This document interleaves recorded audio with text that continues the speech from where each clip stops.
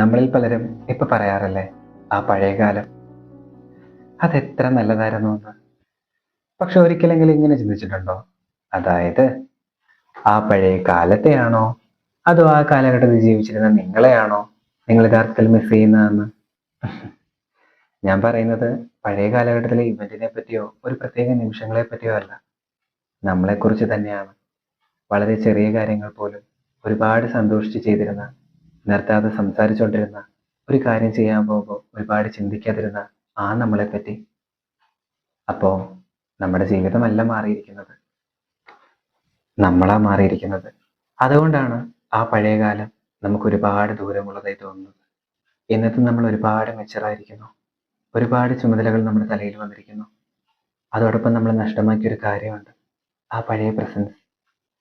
പണ്ടൊക്കെ ഒരു ചായ കുടിക്കുമ്പോൾ പോലും എത്രത്തോളം സന്തോഷമായിട്ടാ അത് കുടിച്ചിരുന്നത്. എന്നാൽ ഇന്നോ, ഒരു കയ്യിൽ ചായ, മറുകയ്യിൽ ഒരു ഫോൺ. ഫോണെന്നല്ല, എന്തോ ആയിക്കോട്ടെ, ആ ഫോണിൽ നോക്കുന്നതായിരിക്കും നമ്മൾ കൂടുതൽ പ്രയോറിറ്റി ആയിട്ട് കൊടുക്കുന്നത്. ആ ചായയുടെ രുചി ഇന്നറിയാൻ പലർക്കും കഴിയുന്നില്ല. ശരിയല്ലേ?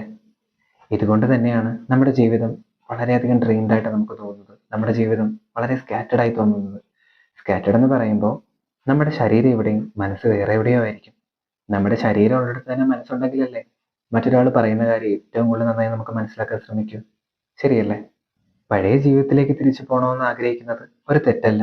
പക്ഷെ ഒരു സത്യം എന്തെന്നാൽ, നമുക്കിനി ഒരിക്കലും നമ്മുടെ പഴയ ജീവിതത്തിലേക്ക് തിരിച്ചു പോകാനാവില്ല.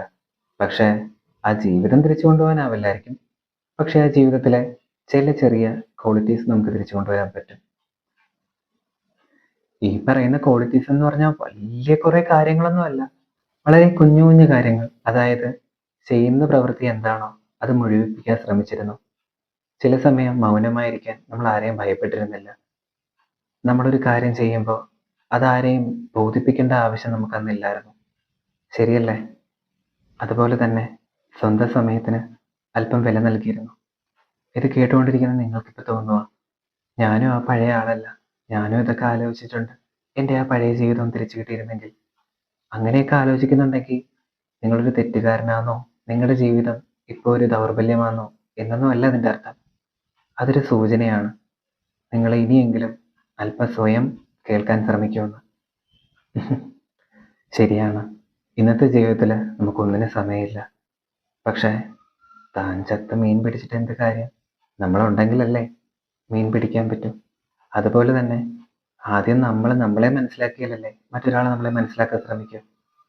നിങ്ങൾ മാനസികമായി അല്പം തളർന്നു പോയെന്ന് മാത്രം, അല്ലാതെ ജീവിതം ഇതോടുകൂടി തീരുന്നില്ലല്ലോ. പഴയ ജീവിതം ഞാൻ തിരിച്ചു കൊണ്ടുവരണമെന്നല്ല പറയുന്നത്. ആ പഴയ നമ്മളെ നമുക്ക് മുഴുവനായി നഷ്ടപ്പെട്ടിട്ടില്ല. എങ്ങനെയാണോ നമ്മൾ മാറിയത് അതുപോലെ തന്നെ നമ്മൾ തിരിച്ചു വരണം. വളരെ പതുക്കെ പതുക്കെ. വലിയ വലിയ മാറ്റങ്ങളൊന്നും ആവശ്യമില്ല, ചെറിയ ചില തിരിച്ചറിവുകൾ മാത്രം മതി നമ്മുടെ ജീവിതത്തിൽ. ഇത് പഴയ ജീവിതത്തിലേക്ക് തിരിച്ചു പോകാനുള്ള അല്ലെങ്കിൽ മടങ്ങിപ്പോകാനുള്ള ഒരു യാത്രയല്ല, പഴയ നമ്മളെ ഈ ജീവിതത്തിലേക്ക് മടക്കി കൊണ്ടുവരാനുള്ള ഒരു യാത്രയാണ്.